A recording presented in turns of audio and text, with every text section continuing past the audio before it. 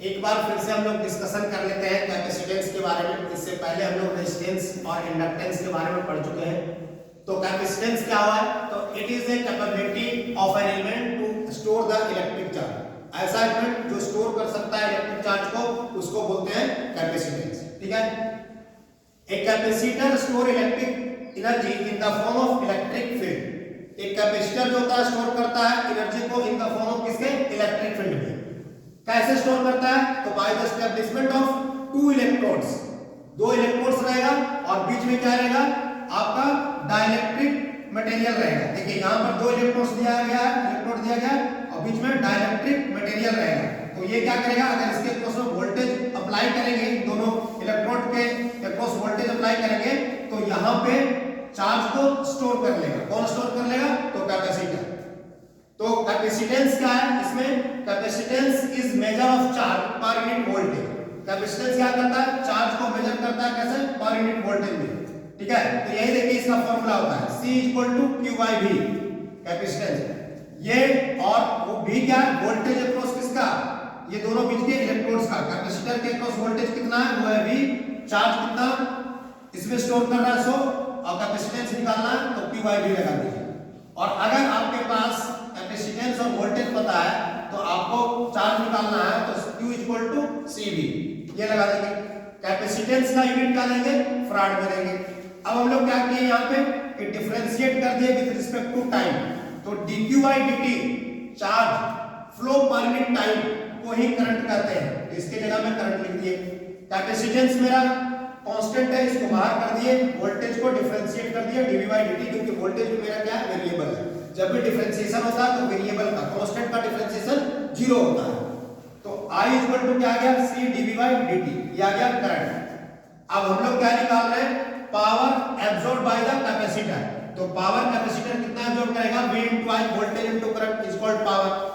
अब यहाँ V का वैसा ही रह गया, I का वैल्यू यहां से उठा के C dV/dt यहां पे पुट कर दिए। तो यहां पर आ गया power absorb by the capacitor CV dV/dt। एक चीज यहां पे समझ करके रखिएगा कि अगर वोल्टेज मेरा कांस्टेंट है, V अगर कांस्टेंट है तो dV/dt का वैल्यू क्या हो जाएगा? 0 हो जाएगा। कांस्टेंट का डिफरेंशिएशन क्या होता है? 0। तो dV/dt का वैल्यू क्या हो जाएगा? 0। तो पावर एब्सॉर्ब कितना करेगा? 0।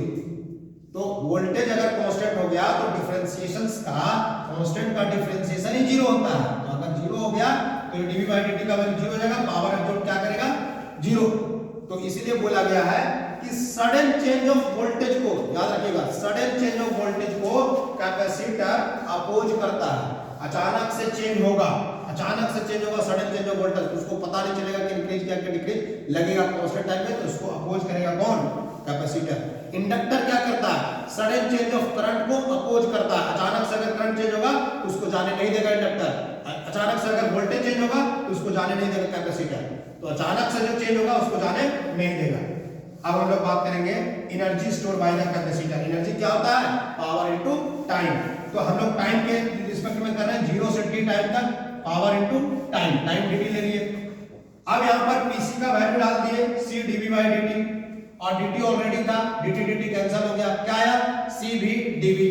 अब 0 से t हम लोग जो इंटीग्रेशन कर रहे हैं टाइम के रिस्पेक्ट में लिमिट है मेरा, लेकिन इंटीग्रेशन dV के रिस्पेक्ट में कर रहे हैं तो इसीलिए इस टाइम से कोई मतलब नहीं है। तो C मेरा कांस्टेंट है, बाहर कर लिए और V dV का इंटीग्रेशन क्या हो गया? CV²/2। ठीक है, ये हो गया V²/2। तो यहां पर लिख सकते हैं कि जो एनर्जी स्टोर कर रहा है कैपेसिटर में हाफ CV² एनर्जी स्टोर करता है कौन? कैपेसिटर।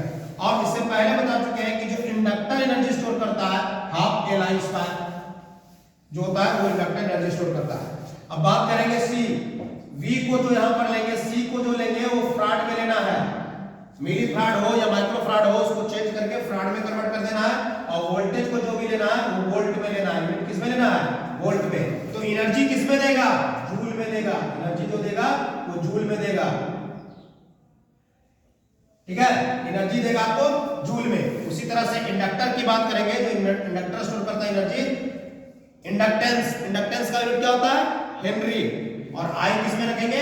एम्पियर में। तो एनर्जी किस में देगा? जूल में। ठीक है, तो हम लोग जब भी न्यूमेरिकल बनाएंगे इस पे तो हम लोग ध्यान रखेंगे किसका? यूनिट का ध्यान रखेंगे कि यूनिट मेरा कैपेसिटर किस में यूनिट दिया हुआ है, कैपेसिटेंस का यूनिट क्या है, इंडक्टेंस का यूनिट क्या है, वोल्टेज का यूनिट क्या है। अगर मिली में हो, माइक्रो में हो, तो उसको चेंज करके हम लोग वोल्ट में ले आएंगे। ठीक है, तो इस तरह से हम लोग इसका कैलकुलेशन करेंगे। आगे हम लोग जा करके देखते हैं 1 2 इस पे न्यूमेरिकल। ठीक है।